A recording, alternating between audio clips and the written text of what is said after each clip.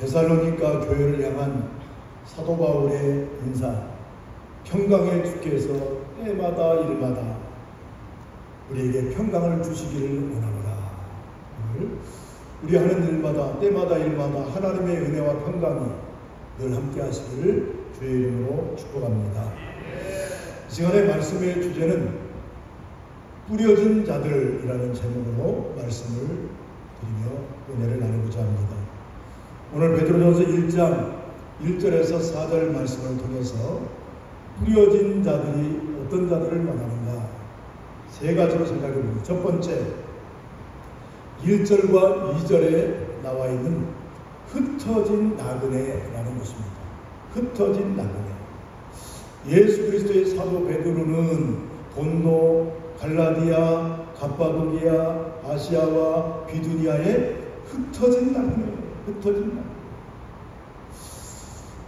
우리가 먼저 생각해 볼 것은 흩어진 나그네인데, 초대교회의 성도들은 크게 두 번에 걸친 박해로 인해서 흩어짐이 발생합니다. 핍박을 받고 그 박해로 인하여서 성도들이 흩어지는 거예요.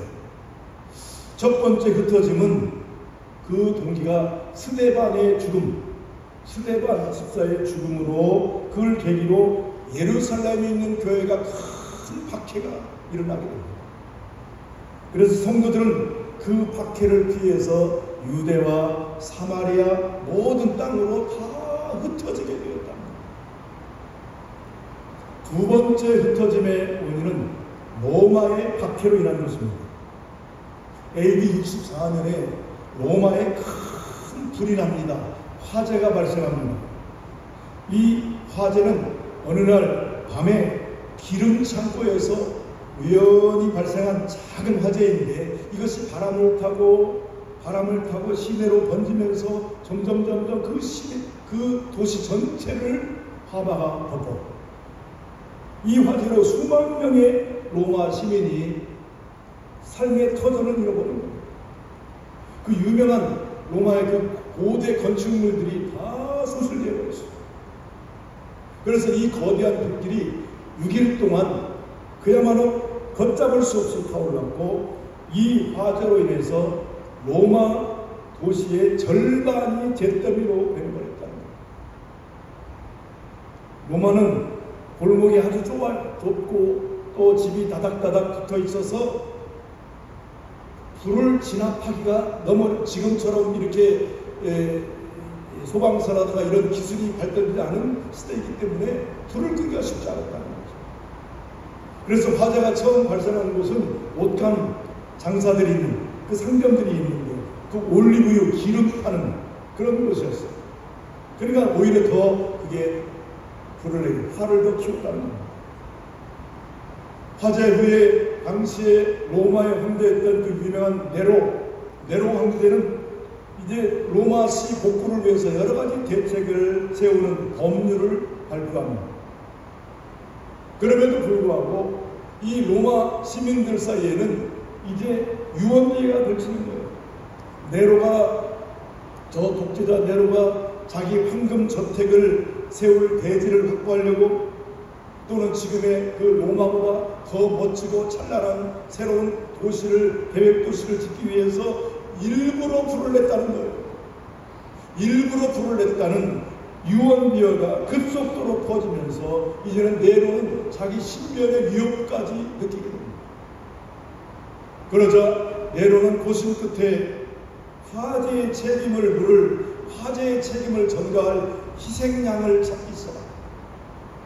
그런데 로마가 시가 전체 절반이 타는 큰 화재 속에서도요, 이상하리만큼 유대인들과 그리스도인들이 사는 지역은 불이 안 나는 거예요. 불이 안 났어요. 화재가 안 났어요. 그 네로 황제는 기독교인들이 일부러 불을 저질렀다, 방화동이라고 이제 뒤집어 씌우고 성도들을, 믿는 사람들을, 기독교인들을 아주 잔인한 방법으로 핍박하기 시작합니다. 네로는 희생양이 된 기독교인들에게 아주 가혹한 고문과 핍박을 가해 사나운 냉견이나 맹수 사자의 밥이 되게 하기도 하고 십자가형으로 처형하기도 하고 때로는 자신의 큰 정원에 기둥들을 세워놓고 그 성도들을 그 기둥 하나하나에 묶어놓고는 그 성도들의 기름을 그래 다 바르는 거예요. 기름을 다 발라놓고 묶어놓고 꼼짝 못하게 기름을 발라놓고 거기다 불을 붙여요. 그래서 어두운 그 정원을 인간 횃불을 만들어서 환하게 비추죠. 이글이글 사람이 타는 그 불빛의 그 정원이 이제 밝아지는 거예요. 이런 정말로 극악무도한 박해로 인해서 초기 기독교의 지도자인 베드로와 바울이 순교하게 되었고 이로 인해서 교회가 큰 타격을 입게 된 것입니다. 그런데 이런 로마의 박해는 첫 번째 스데반의 순교 때문에 일어난 첫 번째 박해 때 흩어진 것과는 달리 로마의 박해로 인해서 유대 지경을 넘어서 여러 나라로 이제 로마의 시민들이 흩어지게 되는 거예요. 그 믿는 자들이 흩어지게 되는데 오늘 그 지역을 1절 말씀에 나와 있습니다. 예수 그리스도의 사도 베드로는 본도, 갈라디아, 갑바도기아, 아시아, 비두니아에 다 흩어지게 됩니다. 이 본도는 지금의 튀르키예, 터키 지역입니다. 이 로마로부터 멀리 떨어진 지금의 터키, 또 비두니아, 갑바도기아, 갈라디아 등 이런 지역으로 다 뿔뿔이 다 흩어지게 되었다는 거예요. 그러자 베드로는 이 지역에 뿔뿔이 흩어져 있는 성도들에게 어려움을 겪고 있는 자들에게 문안의 인사를 드리며 함께 위로하기 위해서 이 편지를 기록해서 보낸 것입니다. 사랑하는 성도 여러분, 어려움에 처했을 때 고난과 핍박 가운데 처한 사람에게 가장 필요한 것이 무엇일까요? 그건 위로입니다. 어려움에 처한 자들에게 가장 필요한 것입니다. 그야말로 베드로는 삶의 터전을 떠나 어디 의지할 곳 하나 없는, 기댈 곳 하나 없는 흩어진 성도들에게 하나님의 위로를 전했는데 그 내용을 보면 지금은 여러분들이 힘들고 어려우고 흩어져 있는 그런 상황이라 할지라도 하나님의 특별하신 선택함, 택하심을 입은 자들이라는 확신을 주면서 그들에게 위로를 하는 거예요. 사랑하는 성도 여러분, 1세기 초대교회 시절에 로마의 박해로 인해서 각 뿔뿔이 흩어진 성도들뿐만 아니라 오늘 저와 여러분 모두는 이 세상에 사는 동안에 다 우리는 나그네예요. 잠시 나가는 나그네예요. 여기서 천년 만년 살 곳이 아니라는 거예요. 우리가 가야 할 영원한 하나님 나라, 우리는 그곳을 목표로 가는 잠시 머무는 나그네라는 겁니다. 그런데 중요한 것은 나그네는 나그네인데 그리스도인들은 하나님의 특별하신 택하심을 받은 나그네는 나그네인데 그냥 나그네가 아니라 거룩한 나그네라는 겁니다. 거룩한 나그네. 한번 해봅시다. 거룩한 나그네. 나그네는 나그네인데 거룩한 나그네라는 거예요. 그냥 세상 사람들 아무 목표도 소망도 없이 그냥 살다가 그냥 먹고 지지고 그러다가 가는 그런 나그네 인생이 아니라는 거예요. 이 거룩한 나그네들에게는 특권이 있습니다. 특권. 그 특권이 뭡니까? 우리는 이 땅에서의 순례의 길을, 나그네에서의 순례의 길을 다 마치면 하나님이 예비하신 영원한 본향으로 돌아갈 곳이 예비된 하나님의 백성이라는 거예요. 지금의 삶이 힘들고 고달프고 어렵습니까? 상상을 초월하는 이 고난과 핍박으로 믿음을 이겨낸 우리의 믿음의 선조들, 초대교회 믿음의 선진들을 생각하면서 끝까지 어떤 어려움 속에서도 소망하거나 절망하거나 좌절하거나 낙심하지 말고 믿음으로 끝까지 살아가시기를 주의 이름으로 축복합니다. 두 번째 생각해 볼 말씀은 오늘 3절의 말씀입니다. 3절 말씀에 산 소망에 관한 것입니다. 죽은 소망이 아니라 산 소망입니다. 3절 말씀 우리 주 예수 그리스도의 아버지 하나님을 찬송하리로다. 그의 많으신 긍휼대로 예수 그리스도를 죽은 자 가운데서 부활하게 하심으로 말미암아 우리를 거듭나게 하사 산 소망이 있게 하시며. 아멘. 산 소망이 있게 하신다. 여러분, 예수 그리스도의 구속의 은혜를 믿는 자들에게는 하나님의 자녀가 되게 하신다. 영접하는 자, 곧 그 이름을 믿는 자들에게는 하나님의 자녀가 되는 권세를 주셨습니다. 하나님의 자녀가 되는 권세를 주셨습니다.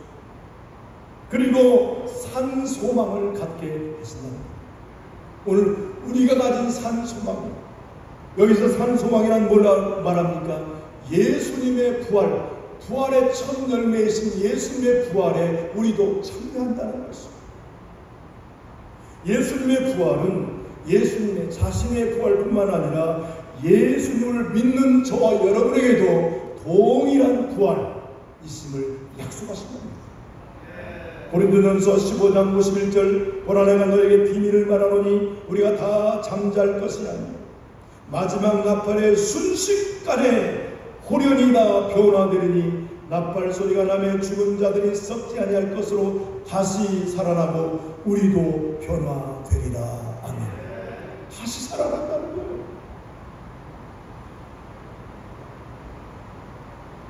단테 신곡이라는 책의 지옥편에 보면 지옥의 입구에 이런 편말이 붙어 있다는 겁니다. 지옥 입구에 커다란 편말이 일체의 소망을 버려라, 소망을 버려라라는 편말이 붙어 있다는 겁니다. 아마 우리에게 소망이 없다는 것보다 더 큰 고문은 없을 것입니다. 시한부 인생을 사는 사람들에게 가장 큰 소망이 무엇이겠습니까? 시한부 인생을 살아가는 사람들에게 내일을 맞이하는 소망, 이것이 가장 큰 소망일 것입니다. 소망이 없다는 얘기는 절망 중에도 절망일 것입니다. 그런데 하나님께서는 하나님의 택하신 백성들에게 죽은 소망이 아니라 생명력이 있는 산 소망을 우리에게 주셨다는 것입니다. 산 소망. 고기를 잡는 어부들은 잡은 고기 중에 먹을 수 없는 상한 물고기나 썩은 물고기는 버리는 것입니다. 상한 물고기, 썩은 물고기는 버려요. 오늘 다른 것이 아니라 여기 흩어진 나그네들은 다른 이유가 아닙니다. 예수를 믿는 믿음, 그 믿음 때문에 각지로 흩어진 이런 고난받는 나그네들은 세상에서는 마치 썩은 물고기처럼 버림을 받은 자들이었지만 하나님께서는 흩어진 그들을 이미도 택하셔서 하나님의 긍휼의 은혜 안에 끌어들이시고 썩지 않고 쇠하지 않는 영원한 산 소망을 갖게 하신 것입니다. 우리에게 산 소망을 주시고 영원한 하나님 나라를 유업으로 있게 하십니다. 하나님께 감사와 찬송과 영광을 돌려드리시기를 주의 이름으로 축복합니다. 세 번째, 오늘 마지막으로 생각할 말씀은 오늘 말씀의 주제인 뿌려진 자들입니다. 뿌려진 자들. 오늘 뿌려진 자들이 무엇을 말하는가? 핍박 때문에 예수를 믿는다는 그 이유 때문에 핍박으로 인해서 흩어진 나그네들은 세상에 버려진 자들이 아니라 뿌려진 자들이라는 거예요. 세상적인 안목으로 보면, 세상적인 관점으로 보면 처참하게 그들은 버려진 자들 같지만 하나님의 관점에서 보면 그들은 뿌려진 자들이라는 거예요. 뿌려진 자들. 여러분, 농부가 봄에 씨앗을 뿌릴 때에, 우리가 농부가 씨를 버린다라고 말하지 않습니다. 농부가 씨를 버립니까? 씨를 뿌리는 것입니다. 농부가 밭에 씨를 뿌리는 것은 버리는 것이 아니라 뿌리는 것입니다. 농부가 뿌린 씨는 비와 햇빛과 비와 거름을 통해서 점점 자라서 열매를 맺게 되는 것입니다. 똑같은 이치입니다. 하나님께서는 때로는 성도들을 고난 가운데 영역 가운데 두시지만 이런 고난은, 성도들이 겪는 고난은 하나님이 버리신 것이 아니라는 거예요. 버리심이 아니라 하나님이 뿌리셨다는 거예요. 예수님께서는 사람들에게 버림을 당하셨습니다. 뿐만 아니라 사람들에게 뿐만 아니라 우리 예수님은 하나님께로부터 버림을 당하셨습니다. 주님께서 철저한 십자가의 고통 가운데 아버지 하나님을 향해서 크게 소리지어 울부짖으며 부르짖는 기도가 있습니다. 엘리 엘리 라마 사박다니, 나의 하나님 어찌하여 나를 버리셨나이까? 어찌하여 나를 버리셨나이까? 그러나 하나님께서는 결코 예수님을 버리지 않으셨다는 겁니다. 인류를 구원할 온 인류를 구원할 씨로서 예수님을 이 세상에, 그 씨로서 예수를 세상에 뿌리신 것입니다. 주님께서는 자신의 죽음을 뭘로 표현하고 있습니까? 하늘의 밀알로 표현하고 있습니다. 요한복음 12장 24절에 하늘의 밀이 땅에 떨어져 죽지 아니하면 하늘 그대로입니다. 하늘의 밀이 땅에 떨어져 죽지 아니하면 하늘 그대로 있지만 죽으면 많은 열매를 맺느니라. 여기 하늘의 밀이 곧 예수 그리스도의 죽음을 말씀하고 있습니다. 사랑하는 성도 여러분, 하나님께서는 예수님으로 하여금 부활하게 하심으로 죽음을 이기게 하셨고 예수를 생명의 주가 되게 하신 것입니다. 그 예수님을 통해서 많은 생명이 살게 하셨어요.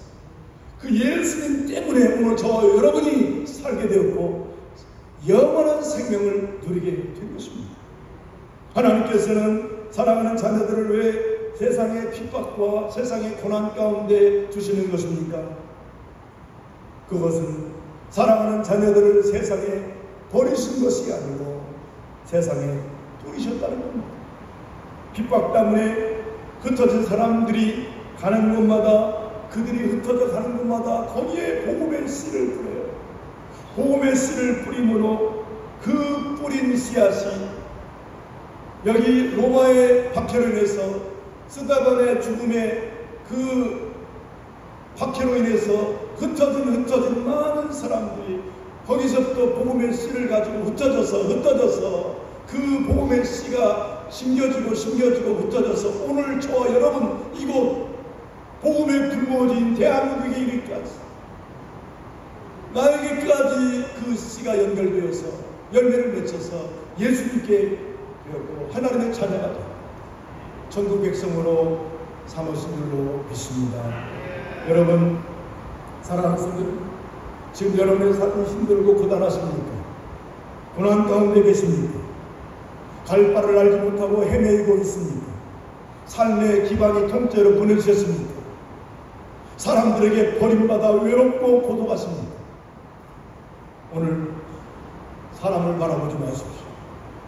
어떤 환난 가운데서, 어떤 시련 중에서도 오늘 또 우리를 위로하시는, 오늘 말씀을 통해서 위로하시는 하나님, 위로의 하나님을 바라보시기를 바랍니다. 우리는 고난 가운데 환난 중에 버려진 자들이 아닌 것입니다. 버려진 자들이 아니라 우리는 뿌려진 자들인 것입니다. 우리를 통해서 하나님의 영광을 드러내시기 위해서 잠시 우리가 고난을 당할 뿐인 것입니다. 고난은 우리로 하여금 불로 연단된 금을 사서 부유하게 할 것입니다. 주님께서는 영적으로 곤고하고 가난하고 가련하고 눈멀고 벌거벗은 라오디게아 교회를 향하여 불로 연단된 금을 사서 부유하게 하라고 권면하고 있습니다.